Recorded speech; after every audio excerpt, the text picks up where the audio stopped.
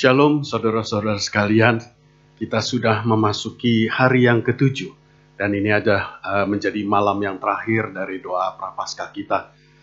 Biasanya hari Kamis malam ini kita memperingati malam Getsemani, di mana kita memperingati pergumulan Tuhan Yesus di Taman Getsemani itu di dalam doanya semalam suntuk. Saudara, kiranya ini juga bisa menjadi peringatan bagi kita bahwa Tuhan Yesus betul-betul menderita dan dia betul-betul berkorban untuk keselamatan kita semua. Mari saudara, nanti di akhir dari ibadah doa ini, saudara mengambil waktu untuk merefleksikan kehidupan kerohanian kita masing-masing. Biarlah melalui refleksi dan renungan kita, melalui doa pribadi kita, kita senantiasa mengingat untuk kita hidup di dalam kekristenan yang sesuai, yang sepadan dengan status kita. Biarlah kehidupan kita juga menjadi berkat bagi orang-orang di sekitar kita. Mari saudara, kita akan mulai ibadah kita.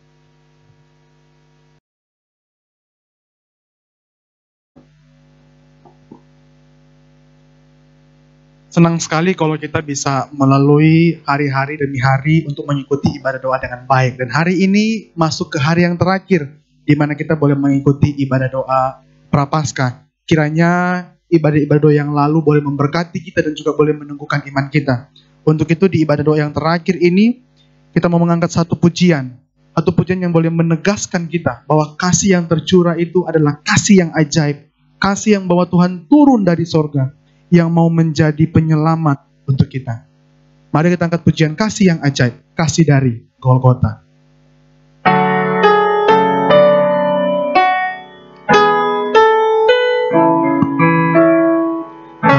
Kasih yang ajaib, kasih dari Golgota. Kasih yang ajaib, kasih yang ajaib, membawa Tuhan dari surga. Walaupun ku pernah jadi seteru, namun kau cari ku kembali. Tak mungkin ku lupa kasih-Mu yang indah. Ku mau masyurkan kasih Allah. Baik, yang kedua Bapak Ibu. Berkat yang ajaib, berkat dari Tuhan, berkat dari Tuhanku, berkat yang ajaib, berkat yang ajaib, bagai sinar fajar meredam. Walaupun ku pernah sesat dalam dosa, namun anaknya selamatkanku. Di hadapan Tuhan ku memuji Dia, ku mau tinggikan berkat Allah. Saya mau mengajak kita untuk boleh mengangkat pujian ini sekali lagi dari bait yang pertama. Biarlah di hari terakhir doa Prapaskah ini kita boleh merasakan kasih Tuhan. Kasih yang ajaib, kasih dari Golgota, kasih yang ajaib, kasih yang membawa Tuhan turun dari surga. Sekalipun kita pernah menjadi seteru Tuhan, tapi Tuhan mau mencari kita untuk mau menebus kita jadi seteru. Kita mau bersyukur ada Tuhan yang mau mencari kita. Kau cari ku kembali.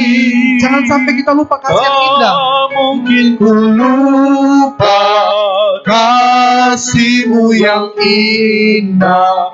Ku mau masyurkan kasih Allah. Mari kita berdoa. Tuhan, kami bersyukur kalau Tuhan sudah menuntun kami boleh melalui hari-hari, dan sehingga pada hari ini kami memasuki hari yang terakhir di dalam doa Prapaskah. Kiranya setiap hari yang boleh kami lalui tidak berlalu begitu saja, tetapi pujian, penyembahan, doa, firman Tuhan yang didengarkan boleh menjadi satu penegasan untuk kami boleh mengingat kasih yang ajaib yang sudah tercurah 2000 tahun lalu untuk menebus kita. Dan biarlah juga pada hari ini, hari yang terakhir, kita boleh mengikuti ibadah doa dengan baik, dan kita boleh mengakhiri seluruh rangkaian doa kita dengan penuh kebaikan, dan Tuhan boleh memberkati kita. Dan kehidupan kita selepas ini boleh semakin hari semakin mengasihi Tuhan, dan kasih itu boleh mengalir dalam hidup kita, dan kita boleh mengasihi orang dengan kasih yang ajaib. Terima kasih Tuhan, kami menyerahkan ibadah doa hari terakhir ini supaya bisa berjalan dengan baik. Dalam nama Tuhan kami sudah berdoa. Amin. Bapak Ibu, yang kedua, kita mau mengangkat pujian sekali lagi. Pujian yang boleh menyatakan kita, karena ada kasih yang ajaib, maka Dia seharusnya menjadi segalanya di dalam hidup kita. Kaulah segalanya dalam hidupku. Kerajaan-Mu, kebenaran-Mu, itulah bagianku. Kita mau mengasihi Dia, kita mau memuliakan Dia, karena Dia adalah Bapa, Raja kita. Kau Bapa yang mengasihiku, kuasa-Mu memulihkanku. Hati yang baru Kau berikan, untukku dapat melihat,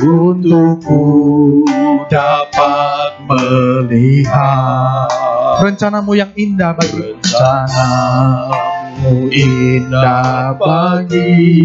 Kita mau bersyukur kalau ada Tuhan yang selalu ada di setiap jalan-jalan kita. Hatiku haus dan lapar akan Engkau. Mari kita mau mengangkat tekad kita, kerinduan kita untuk kita hidup bagi Dia. Segalanya, biarlah Yesus betul-betul menjadi segalanya dalam hidup kita. Amin Tuhan, Engkaulah segalanya. Kerajaan-Mu, kebenaran-Mu, itu bagianku. Kita mau memandang hanya kepada Tuhan. Kaulah yang ku pandang. Biarlah memandang Dia di selama hidup kita. Selama hidupku, kita mau mengasihi Tuhan, mengasihi-Mu, memuliakan-Mu, Bapa dan Raja-Ku. Mari Bapak Ibu kita mengangkat pujian ini dari awal lagi, dengan lebih semangat lagi dan penuh penyembahan hanya kepada Tuhan. Kau Bapa yang mengasihiku, kuasa-Mu memulihkanku. Hati yang baru Kau berikan, untukku dapat melihat rencana-Mu indah bagiku. Rencana-Mu indah bagi. Terima kasih Tuhan, buat kehadiran-Mu Kau ada yang ada di setiap jalan-jalan kita. jalanku. Jalan yang duka, suka, Tuhan selalu ada. Hatiku haus dan lapar akan Engkau. Mari saya mengundang Bapak Ibu jemaat di rumah boleh bangkit berdiri, boleh menyatakan penyembahan kita. Segalanya. Amin. Di dalam hidupku, Di dalam hidupku, kiranya kerajaan yang kebenaran menjadi betul-betul bagian kerajaanmu, kebenaranmu, itu bagianku. Amin. Kita memandang Dia. Kaulah yang ku pandang Selama hidupku, selama hidupku, mau mengasihi Tuhan, mau memuliakan Tuhan. mengasihimu, memuliakanmu, Bapa dan Rajaku. Masih dengan sikap berdiri, mari kita mengangkat tangan kita untuk menyembah Dia sekali lagi. Segalanya Di dalam hidupku, di dalam hidupku, biarlah Tuhan betul-betul menjadi segalanya dalam hidup kita. kerajaanmu, kebenaranmu, itu bagianku. Sekali lagi kita mau memandang Tuhan. Kaulah yang ku pandang selama hidupku, Mengasihimu, mengasihimu, memuliakanmu, Bapa dan Raja. kita mau katakan yuk sekali lagi. Kita mau mengasihi Tuhan, mau memuliakan Tuhan. Mengasihimu, memuliakanmu, Bapa dan Rajaku. Kiranya pujian ini boleh menegaskan kita untuk kita mau hidup seperti tujuan Tuhan, hanya mengasihi Dia dan memuliakan Dia. Dan biarlah sehabis ini kita boleh menikmati firman Tuhan yang terakhir di dalam doa Prapaskah yang akan disampaikan oleh Guru Injil Michael. Mari kita menyiapkan hati kita untuk mendengarkan firman Tuhan.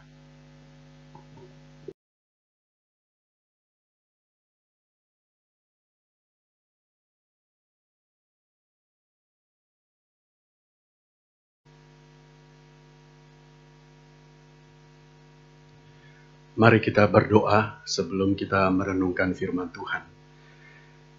Bapa Surgawi, kami bersyukur ya Tuhan. 7 hari kami memperingati akan sengsara dan kematian Yesus Kristus di dalam doa, ibadah doa Prapaskah. Dan pada saat ini, pada hari yang terakhir ini, kami sekali lagi akan merenungkan akan pengorbanan Yesus Kristus untuk menyelamatkan kami, untuk menebus kami di dalam dosa, untuk mendamaikan kami dengan Allah Bapa. Tuhan, biarlah perenungan ini boleh mengingatkan kami senantiasa bahwa sebagai anak-anak-Mu, kami telah dibebaskan dari belenggu dosa, dan kiranya melalui perenungan ini pun kami dapat hidup di dalamnya.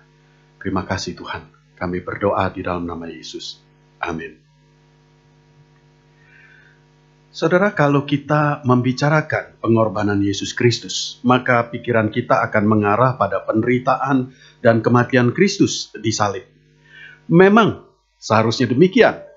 Tetapi sebenarnya salib bukan hanya mewakili pengorbanan Yesus. Sesungguhnya salib adalah inti Injil, dan dengan demikian salib menjadi pusat kekristenan. Kekristenan ada karena Yesus mati di salib. Kita disebut Kristen, yaitu anak-anak Allah, warga kerajaan Allah, karena kita telah diperdamaikan dengan Allah. Tanpa pengorbanan Kristus di salib, kita masih manusia berdosa dan masih menjadi seteru Allah. Hal ini ditegaskan oleh Paulus di dalam suratnya kepada jemaat Kolose. Mari saudara, kita sama-sama membaca Kolose 1 ayat 18 sampai 22. Silakan saudara memperhatikan, saya akan membaca bagi saudara. Kolose 1 ayat 18, ialah kepala tubuh, yaitu jemaat. Ialah yang sulung yang pertama bangkit dari antara orang mati, sehingga ia yang lebih utama dalam segala sesuatu. Karena seluruh kepenuhan Allah berkenan diam di dalam Dia. Dan oleh Dialah ia memperdamaikan segala sesuatu dengan dirinya, baik yang ada di bumi maupun yang ada di sorga, sesudah ia mengadakan pendamaian oleh darah salib Kristus.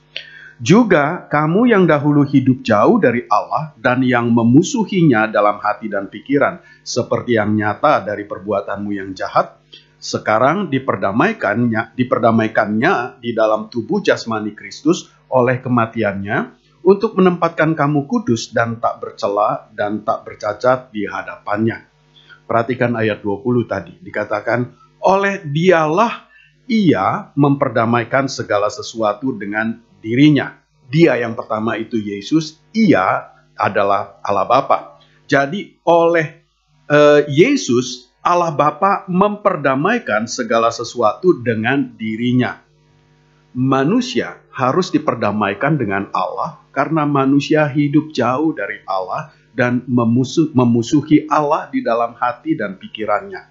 Ini dikatakan di ayat 21, saudara sekalian. Di ayat 21 tadi dikatakan, juga kamu yang dahulu hidup jauh dari Allah dan yang memusuhinya dalam hati dan pikiran, seperti yang nyata dari perbuatanmu yang jahat. Demikian juga di dalam surat Roma 3, Paulus mengatakan, semua manusia telah berdosa dan telah kehilangan kemuliaan Allah. Manusia tidak mencari Allah, karena memang manusia telah menjadi seteru Allah. Dengan demikian, semua seteru Allah ini akan binasa di dalam kekekalan. Tetapi karena kasih-Nya yang besar, Allah mau memperdamaikan kita dengan Dia. Tanpa pendamaian itu, tidak mungkin saudara dan saya menjadi anak-anak Allah. Jadi kita sekarang menjadi umat Allah karena adanya pendamaian yang diadakan Allah melalui pengorbanan Yesus Kristus. Saudara, kalau tadi dikatakan bahwa salib adalah inti kekristenan atau pendamaian adalah inti dari kekristenan, maka sebetulnya Golgota itu yang menjadi inti dari kekristenan, bukan Bethlehem. Paskah menjadi inti kekristenan, hal yang paling penting di dalam kekristenan, bukan Natal. Bukan berarti Natal tidak penting, saudara. Tetapi ya seperti yang dunia menganggap, saudara, bahwa Natal itu adalah hari utama buat orang Kristen.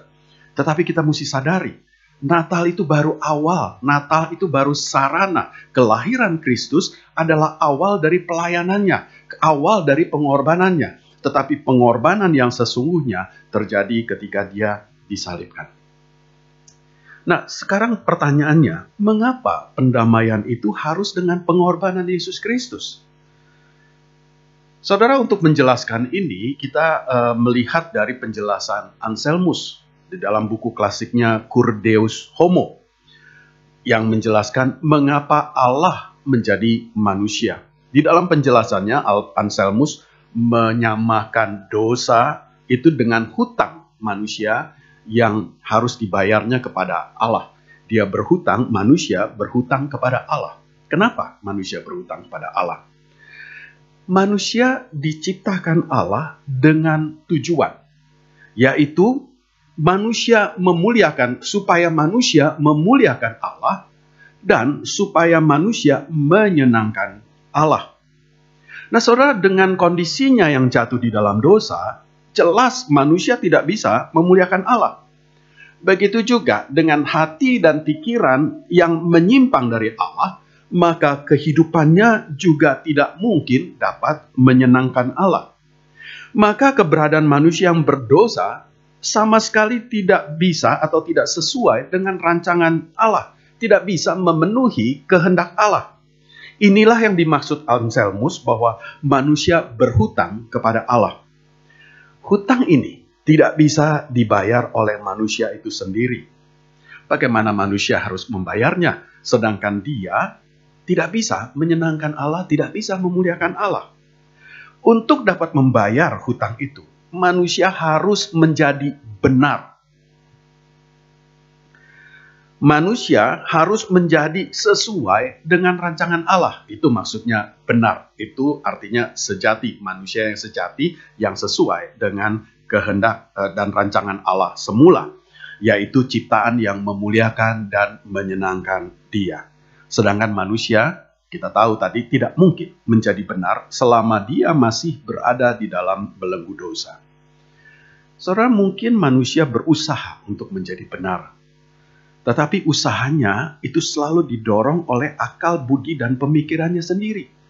Bukan untuk memuliakan Allah, karena memang mereka tidak mengenal Allah. Apa yang mereka lakukan sebetulnya sekedar tindakan moral menurut nilai-nilai kebaikan yang berlaku di dalam norma dan budaya manusia. Ada juga manusia yang melakukan kebaikan untuk memuaskan hatinya, bukan untuk menyenangkan Allah atau memuliakan Allah. Pada intinya, saudara, semua kebaikan yang diusahakan manusia adalah berpusat kepada diri sendiri. Karena memang manusia berdosa jauh dari Allah. Tadi sudah saya kutip surat Paulus. Semua manusia telah berdosa dan telah kehilangan kemuliaan Allah. Tidak ada yang mencari Allah. Tidak ada seorang pun yang benar, dikatakan Paulus di dalam Roma 3. Dengan demikian, semua manusia terjebak dalam kondisi tidak mungkin selamat. Itu sebabnya Allah harus turun tangan untuk menyelamatkan manusia. Allah sendiri yang membayar hutang dosa manusia.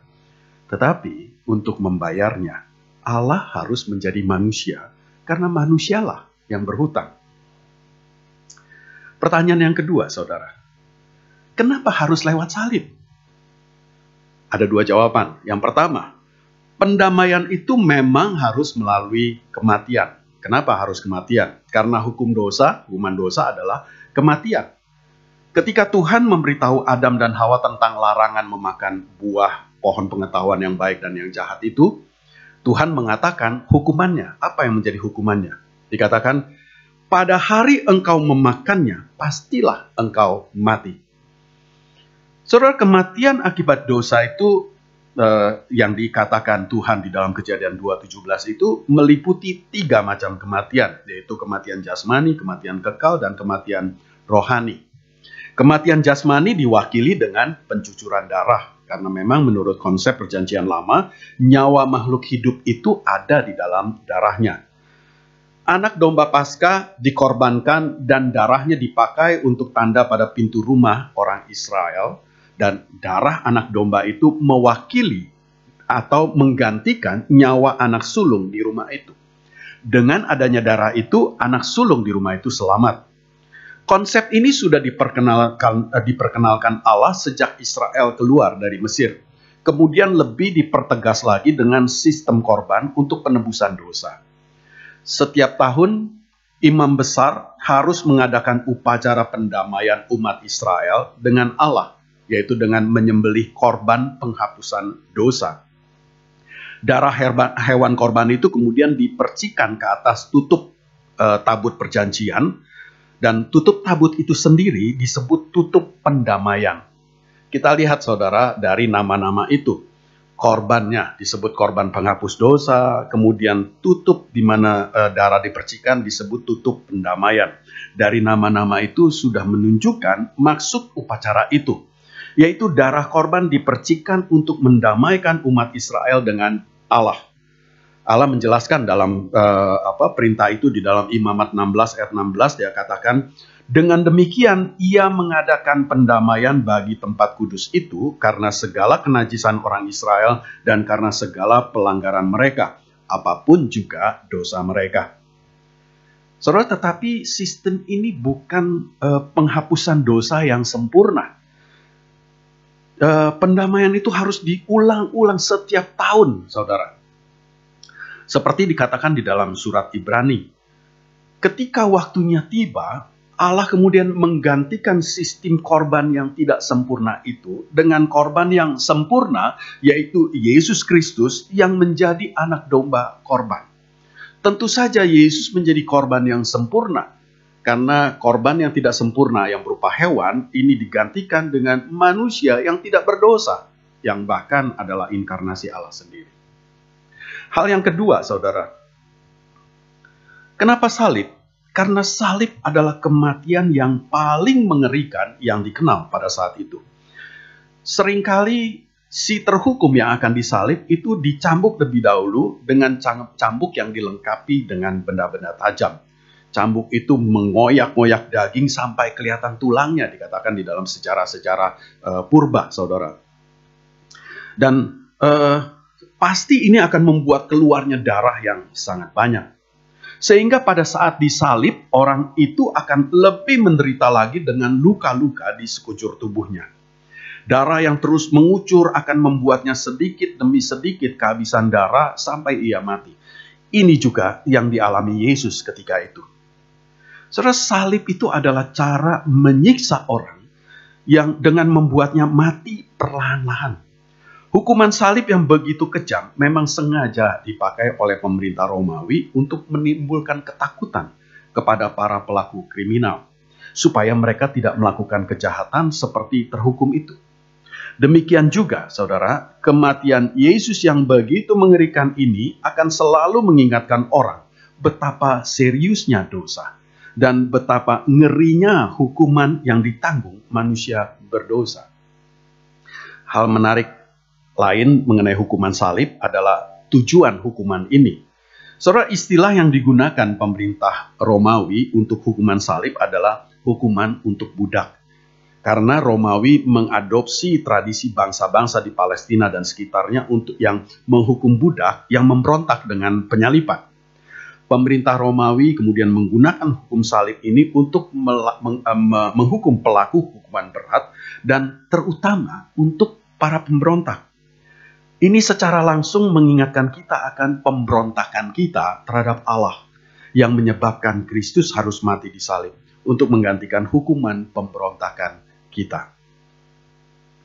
Saudara sekalian yang dikasihi Tuhan, tindakan pendamaian Kristus bukan hanya dengan pengorbanannya di salib, tetapi keseluruhan hidupnya di dunia adalah pengorbanan. Pengorbanan terbesar adalah inkarnasinya. Kita sudah sering membahas tentang dua natur Yesus, yaitu Allah sejati dan juga manusia sejati. Allah yang maha mulia dan maha kudus turun ke dunia menjadi manusia dan berdiam di tengah-tengah manusia yang berdosa. Tadi saya sudah sampaikan penjelasan Anselmus tentang alasan inkarnasi, yaitu karena manusia tidak bisa membayar hutang dosa, karena tidak ada manusia yang benar, sehingga Allah sendiri yang turun tangan melunasi hutang manusia.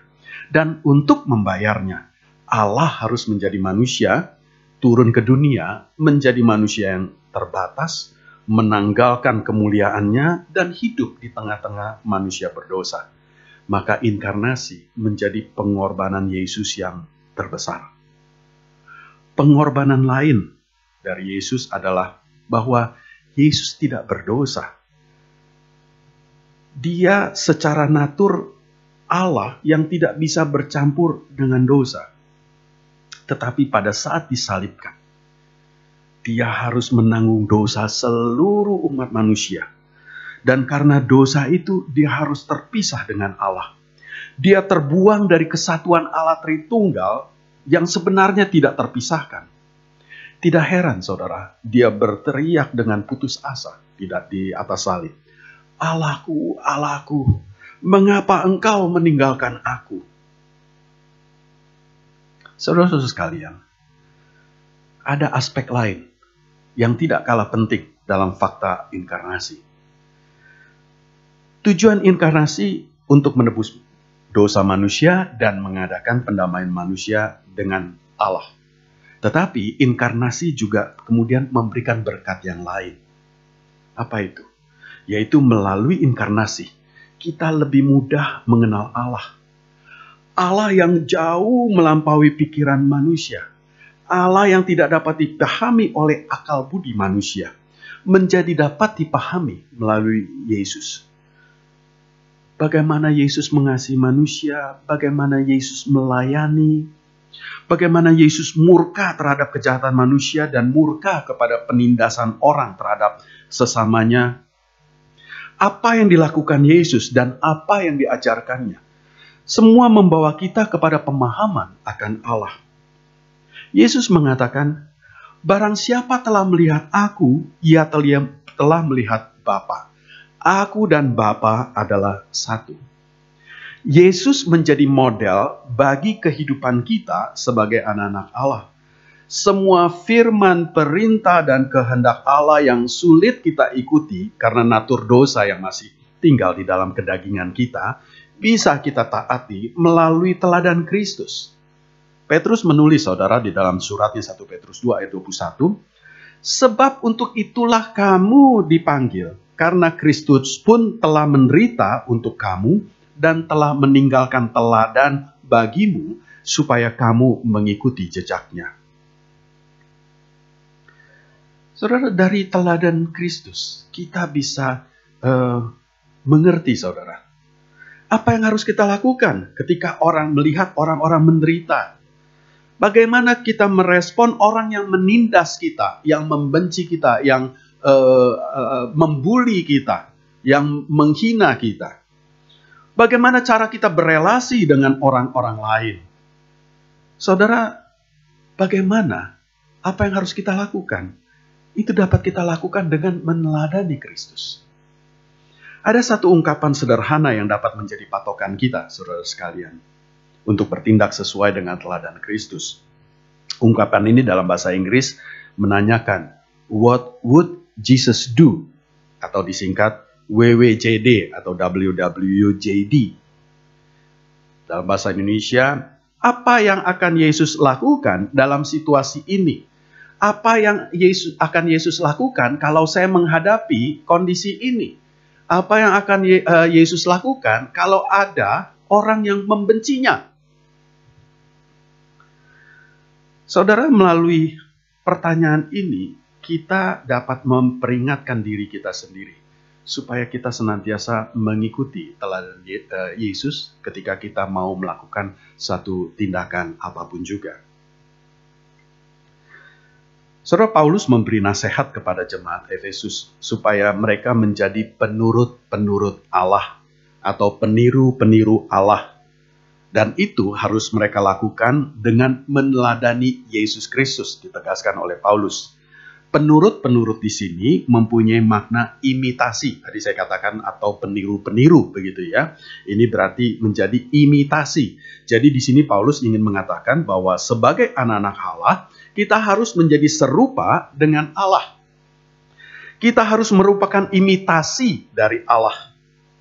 Apa arti imitasi? Tentu kita tahu, saudara ya, imitasi mengingatkan kita kepada barang imitasi ya. Suatu barang yang dibuat persis sama dengan aslinya, yang biasanya tentu yang sangat berharga, saudara ya.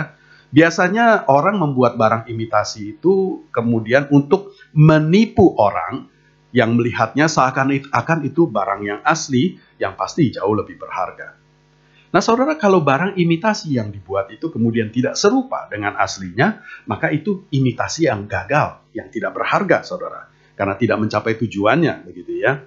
Nah, kalau dikatakan kita harus menjadi imitasi Allah, maka kita harus menjadi serupa dengan Allah. Ya, meskipun tentu saja tidak bisa menyamai persis, saudara ya.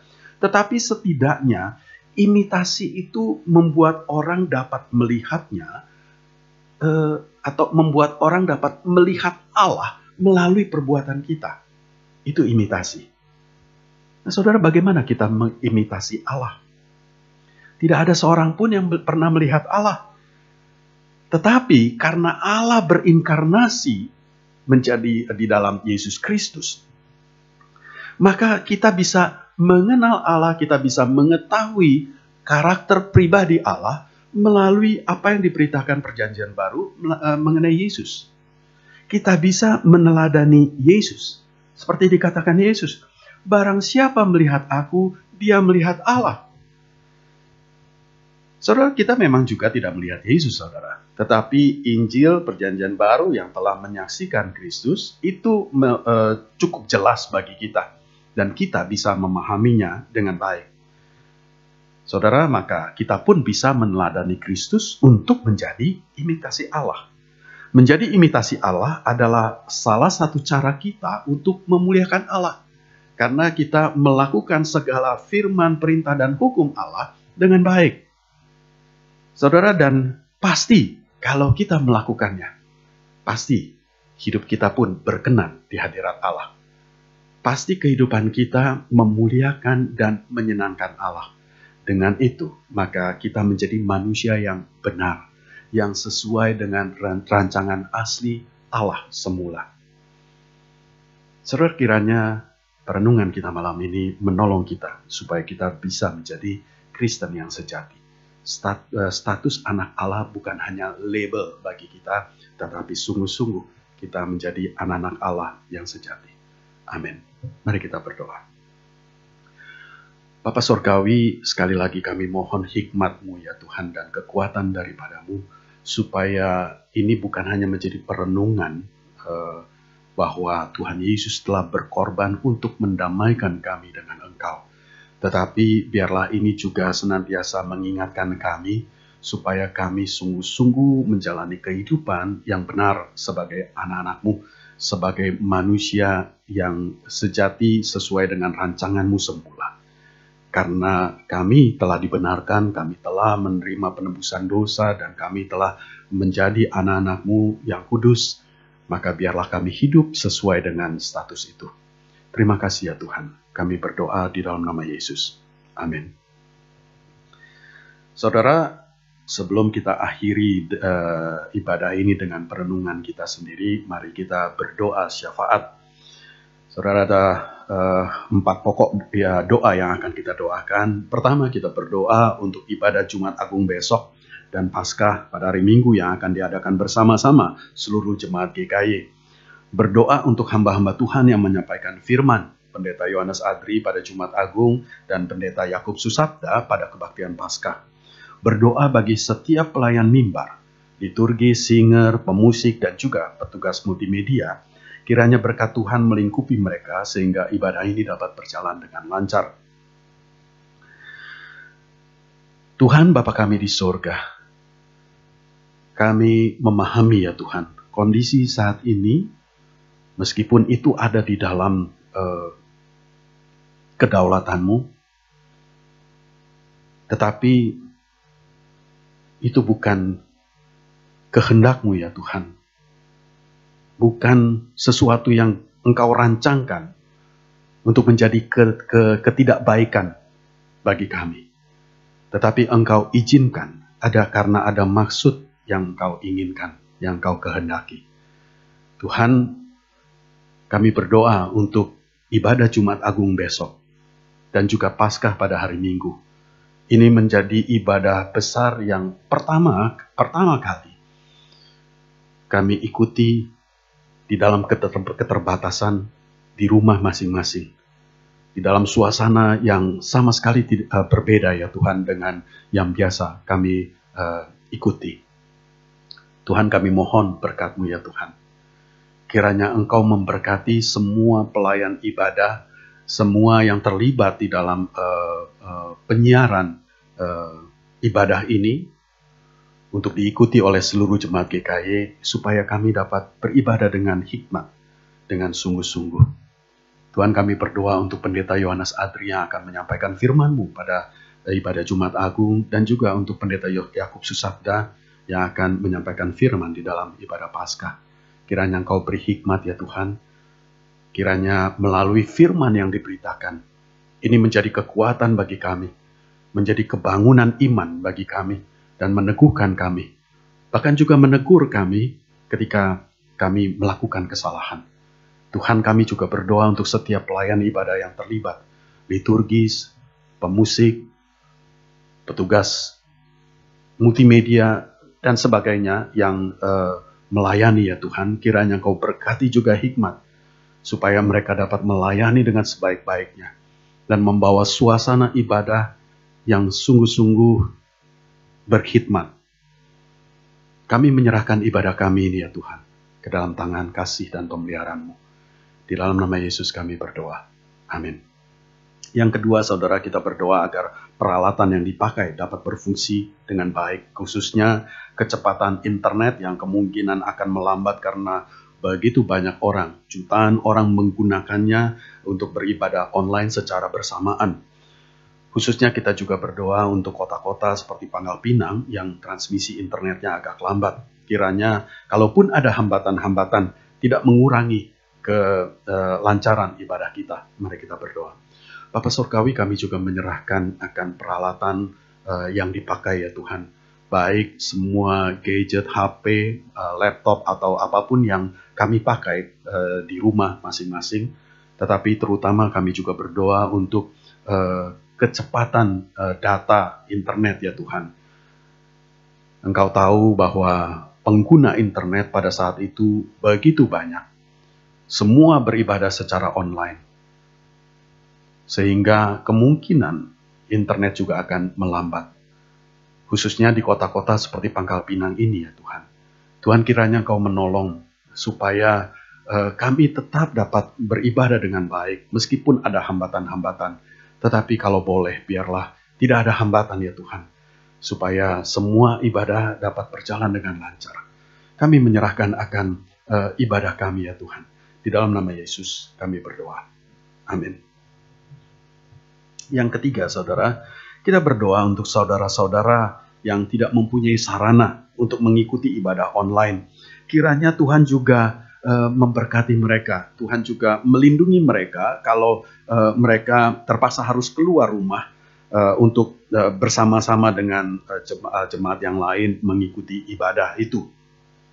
Berdoa agar jemaat yang belum terbiasa dengan suasana ibadah di rumah diberi kemampuan, diberi hati dan pikiran yang tertuju kepada Tuhan, sehingga bisa fokus kepada Tuhan dan tetap dapat mengikuti ibadah dengan hikmat dan tetap bisa merasakan hadirat Tuhan.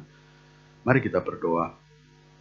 Tuhan, kami juga mengingat akan saudara-saudara yang tidak mempunyai sarana untuk mengikuti ibadah. Tidak menggunakan HP dengan internet, tidak mempunyai wifi, sehingga mereka kesulitan untuk beribadah di rumah sendiri. Dan mereka mungkin harus keluar rumah untuk beribadah bersama-sama dengan rekan saudara seiman yang lain. Tuhan, kami berdoa supaya Engkau lindungi ketika mereka harus keluar rumah. Kiranya Engkau lindungi mereka yang pergi itu dan tuan rumah juga Engkau lindungi dari segala sakit penyakit. Tuhan, kami juga berdoa untuk jemaat-jemaat yang tidak terbiasa ya Tuhan. Sehingga tidak bisa merasakan suasana ibadah di rumah masing-masing. Tuhan, kami berdoa supaya Engkau berikan mereka hati dan pikiran yang tertuju kepadamu. Sehingga mereka dapat fokus di dalam ibadah itu dan mereka tetap dapat merasakan hadirat-Mu di dalam ibadah itu. Kami menyerahkan akan saudara-saudara kami ini ya Tuhan, di dalam pemeliharaan-Mu. Dalam nama Yesus kami berdoa. Amin. Saudara, yang terakhir kita berdoa agar kita dapat secepatnya beribadah kembali di gereja dan bertemu satu sama lain di dalam persekutuan yang hangat. Kiranya Tuhan segera melalukan wabah virus corona ini dan kita bisa kembali ke kehidupan kita yang normal. Mari kita berdoa. Tuhan, kami berdoa ya Tuhan, kiranya Engkau melalukan wabah virus corona sehingga tidak ada lagi hambatan-hambatan di dalam kehidupan kami. Dan kami dapat kembali ke dalam kehidupan kami yang normal seperti sedia kala. Kami dapat berusaha kembali, kami dapat bekerja kembali, yang sekolah dapat kembali bersekolah, berstudi di sekolah. Dan kami, terutama ya Tuhan, kami dapat beribadah kembali di gereja. Dan kami dapat bersekutu bersama-sama dengan saudara seiman di dalam persekutuan yang hangat dan intim. Tuhan, kami rindukan kehidupan kami kembali seperti semula ya Tuhan. Tuhan, kiranya Engkau memberkati kami dengan kemurahan-Mu, dengan kasih karunia-Mu di dalam kehidupan kami. Terima kasih Tuhan, kami berdoa di dalam nama Yesus. Amin. Saudara, kita akan memasuki renungan pribadi kita. Mari kita gunakan waktu untuk merenungkan kehidupan rohani kita. Setelah itu silakan saudara juga berdoa secara pribadi baik untuk mengucap syukur, menyatakan komitmen, menyampaikan pergumulan saudara, dan memohon pertolongan kepada Tuhan. Dan untuk perenungan, saya akan memandu saudara, tetapi setelah saudara selesai merenungkan hal-hal yang saya pandu nanti, saudara bisa melanjutkan perenungan saudara. Dan kalau video itu sudah selesai, saudara tetap dapat melanjutkan secara pribadi sampai saudara selesai. Tuhan memberkati.